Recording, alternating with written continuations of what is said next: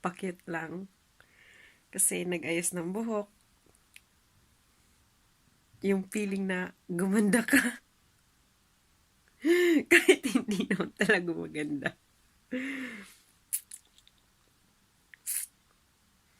Nag-ayos-ayos ako kasi may pasok. Nagplansya ng buhok.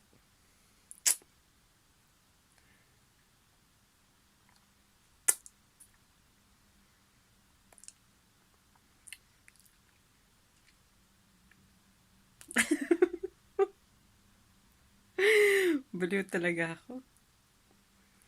Para naman pumula-pula. Medyo kagat-kagatin naman natin ang labi natin.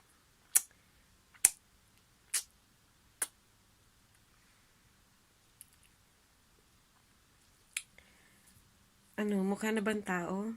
Kahit pa paano ba bumata ako sa edad kong 35? Talagang sasabihin pa talagang edad.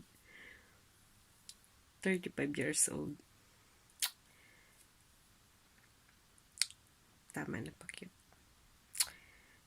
Hindi ka naman cute.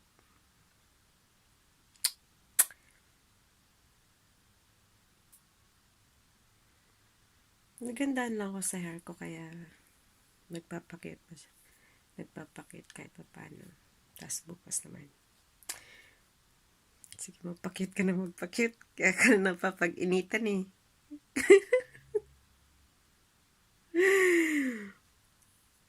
Ako, basta wala akong ginagawang mali.